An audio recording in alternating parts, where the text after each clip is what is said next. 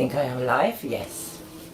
Good afternoon. It is Sunday, the 18th of July, and I am reading out of the book Life in the World Unseen, Anthony Borgia, and it is the telling of part 1, Beyond This Life.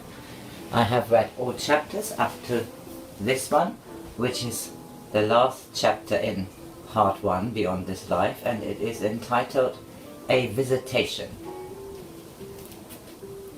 A visitation. Our host told us that the power of thought is almost unlimited in the spirit world, and that the greater the power of any particular effort or concentration of thought, the greater the result. Our means of personal locomotion here is by thought, and we can apply that same means to what the earth world would call inanimate objects. Of course, in the spirit world nothing is inanimate, and because of this, then our thoughts can have a direct influence upon all the countless things of which the world of spirit is composed. Ships are meant to float and move upon the waters. They are animated by the living force that animates all things here, and if we wish to move them over the water, we have but to focus our thoughts in that direction, and with that intention and our thoughts produce the desired result of movement. We could, if we wished, call upon our scientific friends to provide us with splendid machinery to supply the motive power, and they would be only too pleased to oblige us. But we should have to focus our thoughts upon the machinery to make it generate the necessary driving force. Why then go this long way around to produce the same result, when we can do so directly and just as efficiently? But it must not be concluded that anyone can move a boat through the water merely by thinking that it shall do so. It requires, like so many other things, the requisite knowledge, its application upon well-ordered lines, and practice in the art. A natural aptitude greatly helps in these matters, and our host told us that he mastered the subject in a very short time. Once the ability has been gained, it gives one, so he said, a most satisfying feeling of power, rightly applied, and not only of power, but the power of thought, in a way that is not perhaps possible in some other ways. Perfect as the movement of ourselves can be through the realms, yet the movement of such a large object as a boat simply and easily magnifies the wonder of this whole of spirit life. Our host explained that this was only his own point of view, and was not to be taken as an axiom. His enthusiasm was increased by his enthusiasm for the water and a love of ships. We noticed that he guided the boat in the usual manner, with a rudder operated by the wheel in the deckhouse. That, he said, was because he found it sufficient work to provide the movement of the boat.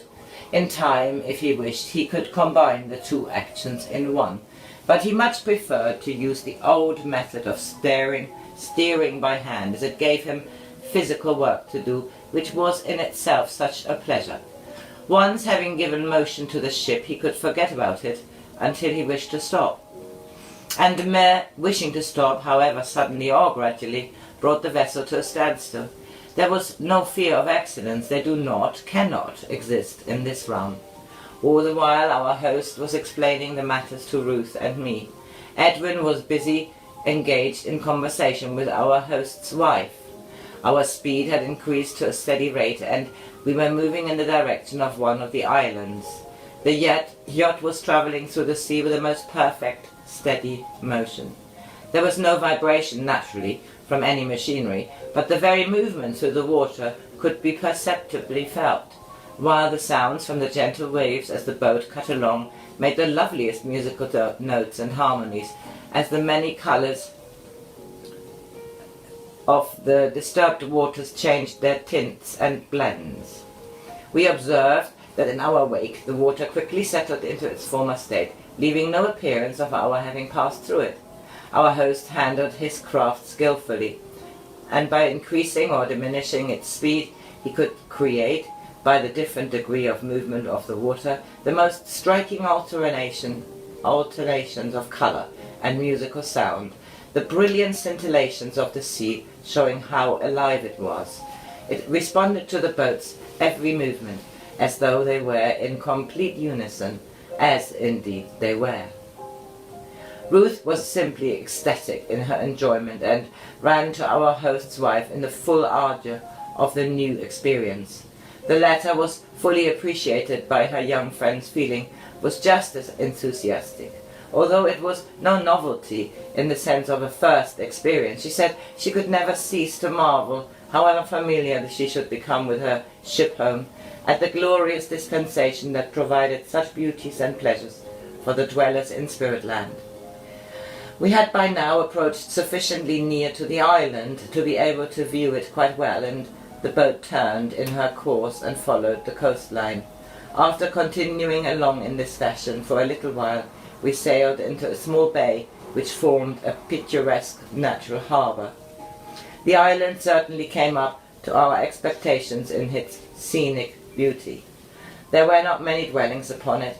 Those that were to be seen were more summer houses than anything else, but the great feature of the place was the number of trees, none of them very tall, but all were of particular vigorous growth. And in the branches we could see scores of the most wonderful birds, whose plumage presented a riot of colour. Some of the birds were flying about, the larger variety were walking majestically along the ground. But all of them were unafraid of us. They walked with us as we strolled along, and we held up our hands. Some small bird would be sure to perch upon our fingers. They seemed to know us, to know that any harm coming to them was an utter impossibility. They did not require to make a constant search for food, nor exercise a perpetual vigilance against what on earth would be their natural enemies. They were, like ourselves, part of the eternal world of spirit, enjoying in their way, as we do in ours, their eternal life. Their very existence there was just another of those thousands of things that are given to us for our delight. The birds had the most gorgeous plumage, and were evidently of the kind that live in the tropical parts of the earth plane, and which are never seen by the eye of man until he comes to the spirit world. By the perfect adjustment of temperature, they were able to live in comfort with those of less spectacular appearance. And all the while they were singing and twittering in a symphony of sound. It was never wearying, in spite of the quantity of sound that was going on, because in some extraordinary fashion the musical sounds blended with each other. Neither were they piercing in quality, despite the fact that many of the small bird songs were themselves high-pitched. But it was their trusting friendliness that was so delightful by comparison with the earthly birds, whose life there takes them into another world almost. Here we were part of the same free world, and the understanding between the birds and ourselves was reciprocal. When we spoke to them, we felt that they knew just what we were saying, and in some subtle way we seemed to know what their thoughts were. To call to any particular bird meant that the bird understood, and it came to us. Our friends, of course, had encountered all this before, but to Ruth and me it was a new and very wonderful experience. And the thought came to me that had I really considered the matter, and perhaps used my mind a little more, I might have known that we should eventually see something of this sort. For why, I asked myself, should the great Father of Heaven create all the beautiful birds solely for the earth plane, and make them to live in places that are frequently quite inaccessible to man, where he can never see them and enjoy them?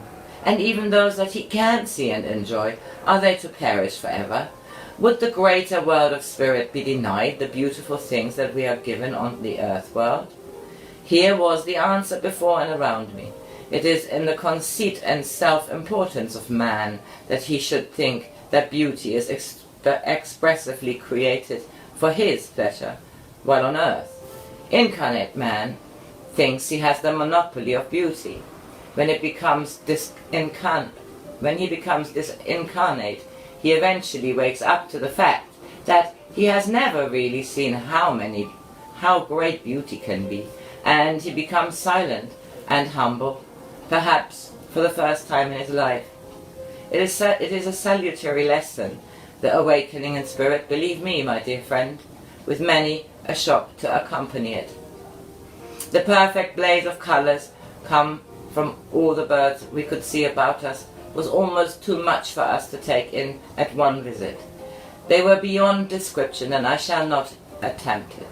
We strolled on through delightful groves, past the musical murmuring of the many brooks, through glades of velvet grass, as in an absolute fairyland of nature. We met people on the way who called a greeting to us or waved their hands. They were all happy among the birds. We were told that this part of the island was exclusive to the birds, and that no other form of animal life intruded upon them. Not that there was any fear or danger that they would come to harm, because that would be impossible, but because the birds were happier with their own kind. We eventually returned to the boat and put out to sea again. We were interested to discover whence our host had acquired his floating home. Such an intricate piece of building would require experts most surely to plan it and others to build it. He told us that a boat was evolved under precisely the same conditions as our spirit houses or any other building. A prerequisite is that we must earn the right to possess it. That we understood.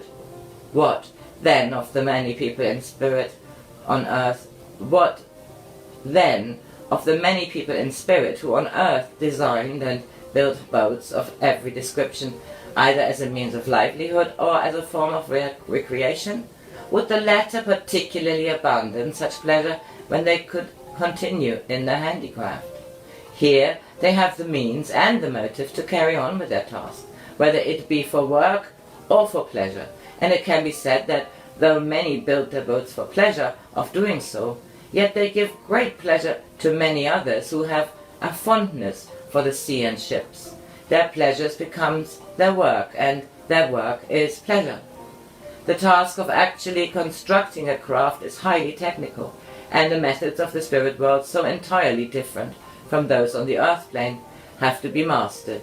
Although we must earn the right to possess in the spirit world, we have the aid of our friends in the actual building. We can form in our mind, when on earth, the shape of something we long to have, a garden, a home, or whatever it may be. It will then be a thought form, and will be converted from that into actual spirit substance by the help of experts. Our return was as delightful as our outward journey. When we drew into the land again, our host extended a permanent invitation for us to visit them on board whenever we wished, and enjoy with them all the creation of sailing on the sea. As we walked along the sandy beach, Edwin recalled to our minds the great building in the center of the city, by telling us that very shortly there would be a visitation from a being of the higher realms, and for which many would be foregathering in the dome temple. Would we care to join him? It was not in any sense to be considered a specific act of worship for which this personage was visiting the realm. Such things as worship do not require conscious effort. They come spontaneously from the heart. But our visitant would bring with him not only his own radiance, but the radiance of the heavenly sphere which he graced. We at once expressed our eagerness to go with him, as we both felt that we would not have ventured there alone, since we had all along been under Edwin's guidance. As we walked down the broad avenue of trees and gardens, we formed part of a great concourse of people who were all proceeding in the same direction, and obviously for the same purpose. Strange to say that although we were among so many people, yet we never experienced the feeling so common on earth of being amongst a large crowd. It was an extraordinary feeling which Ruth shared with me. We supposed that we had expected our old earthly sensations would have overcome us, the fear that in such an immense assembly of people there would be something of the confusion that one is accustomed to on the earth plane. the jostling and the noise, and above all the sense of time passing when our enjoyment would be over and past. To have such ideas as these was quite ridiculous, and Ruth and I laughed at ourselves, as did Edwin, for expressing such notions or entertaining them for an instant. We felt, because we knew, that everything was in perfect order, that everyone knew what to do or where to go, that there was no question of another superiority over ourselves for reasons of privilege. We felt that we were expected for the support we should give, and that a personal welcome was waiting for us. Was not this sufficient to banish all feelings of discomfort or uneasiness? There was, moreover, a unity of mind among us that is not possible on the earth plane, even with those of the same religious beliefs. What earthly religion is there where all its adherents are entirely of one mind? There is none. It has been thought essential on earth that to offer up thanks and worship to the Supreme Being, there must be a complexity of ritual and formulas and ceremonies, with creeds and dogmas and strange beliefs, over which there is as much diversity of views as there are numbers of different religions. It may be said that I have already told of the establishment of communities of those same religions here in the spirit world, so what the spirit world is in no better case than the earth world. When the earth world becomes really enlightened, these communities here will disappear. It is the blindness and stupidity of the earth world that causes them to be here at all. They are given tolerance, and they must exercise tolerance themselves, otherwise they would be swept away. They must never attempt to influence or coerce any soul into believing any of their erroneous doctrines. They must continue themselves strictly to themselves. They must confine themselves strictly to themselves, but they are perfectly and absolutely free to practice their own false religion among themselves. The truth awaits them on the threshold of their churches as they leave their places of worship, not when they have entered. When a soul at length perceives the futility of this particular and peculiar religious beliefs, he quickly disassociates himself from them, and in full freedom and complete truth, which has no creeds or ecclesiastical commandments, he offers up his thought to the Heavenly Father, just as they flow from his mind, free and unaffected, stripped of all jargon, simply and heartfelt. But we have our temples where we can receive the great messengers from the highest realms, fitting places to receive the Father's representatives, and where such messengers can send our united thanks and our petitions to the great source of all. We do not worship blindly as on earth. As we drew close to the temple, we could already feel ourselves being, as it were, charged with spiritual force. Edwin told us that this was always the case because of the immense power brought by the highest visitants, which remained undiminished within a wide circle of the temple. It was for this reason that the temple stood completely isolated, with no other buildings near it. Gardens alone surrounded it. A great sea of flowers, extending, it almost seemed, as far as the eye could see, and presenting such a galaxy of brilliant colors in great banks and masses as the earth could never contemplate. And arising from all this were the most heavenly sounds of music and the most delicate perfumes, the effect upon us being that of pure exaltation of the spirit. We felt that we were lifted above ourselves right out into another realm. The building itself was magnificent. It was stately, it was grand, it was an inspiration in itself. It appeared to be made of the finest crystal, but it was not transparent. Massive pillars were polished until they shone like the sun, while every carving flashed its brilliant colors until the whole edifice was a temple of light.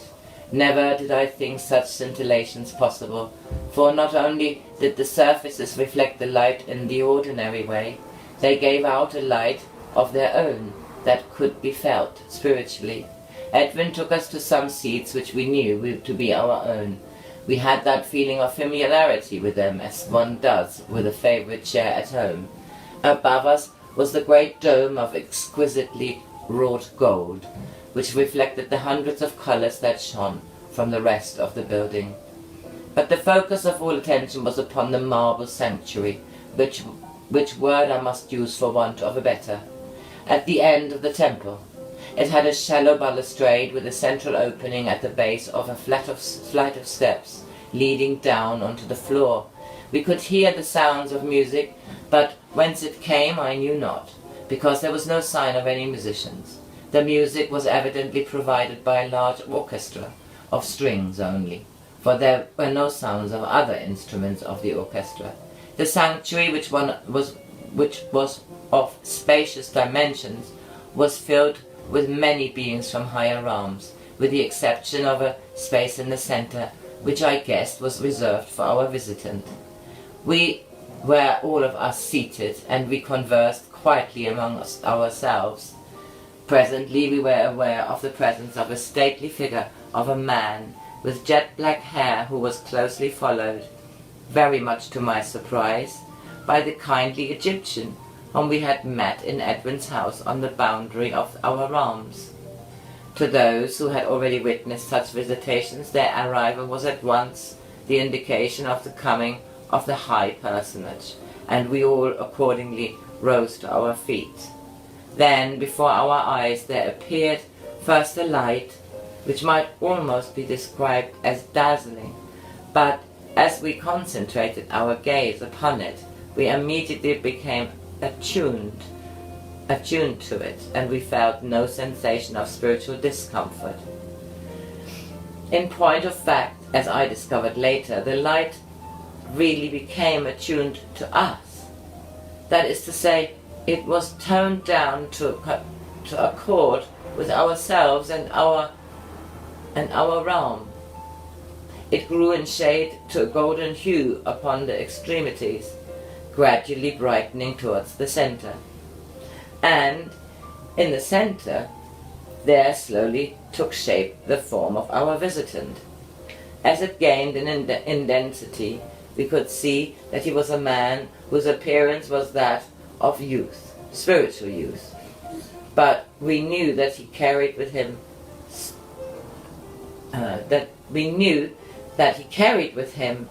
to an unimaginable degree the three comprehensive and all-sufficing attributes of wisdom, knowledge, and purity.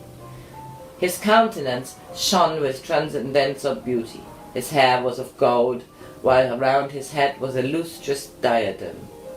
His raiment was of the most gossamer-like quality, and it consisted of a pure white robe, bordered with a deep base of gold, while from his shoulders there depended a mantle of the richest cerulean blue, which was fastened upon his breast with a great pink pearl. His movements were majestic as he raised his arms and then set forth a blessing upon us all. We remained standing and silent while our thoughts ascended to him. Him who sent us such a glorious being and time. We sent our thanks and we sent our petitions. For myself, I had one boon to ask, and I asked for it. As it is not possible for me to convey to you one fraction of the exaltation of the Great Spirit that I had felt while in the presence, though distant, of this heavenly guest.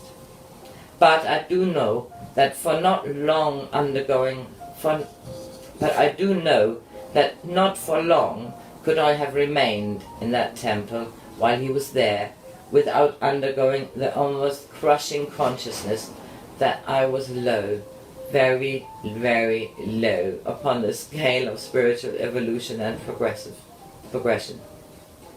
And yet I knew that he was sending out to me, out to all of us, thoughts of encouragement, of good hope, of kindness in the very highest degree, that made me feel that I must never never despair of attaining to the highest spiritual realm, and that there was good and useful work ready for me to do in the service of man, and that in the doing thereof I would have the whole of the spiritual realms behind me, as they are behind every single soul who works in the service of man. With a final benediction upon us, his resplendent and truly regal being was gone from our sight. We remained seated for a while, and gradually the temple began to empty. I had no inclination to move, and Edwin told us we could stay there as long as we wished. The building was therefore practically empty when I saw the figure of the Egyptian approaching. He greeted us warmly and asked me if I would be good enough to go with him, as he wished to introduce me to his master. I thanked him for his continued interest in me, and what was my astonishment when he led me into the presence of the man with whom he had entered the sanctuary. I've only been able to see him from my seat, but close up I could see that a pair of dark, sparkling eyes matched his raven hair, which was made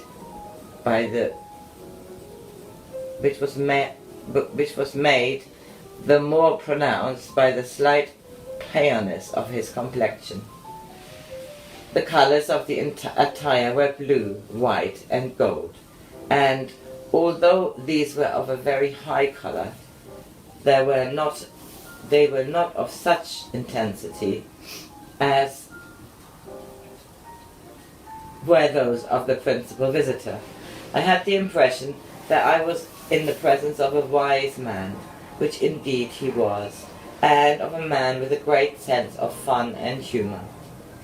It must be ever remembered that fun and humours are not, and never will be, the sole prerogative of inhabitants of the earth plane.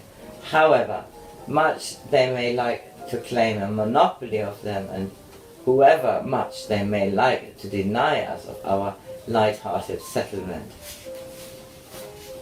we shall continue to laugh in spite of their possible disapproval. The kind Egyptian presented me to his master, and the latter took me by the hand and smiled upon me in such a manner as to take away completely any feelings of diffidence that I had.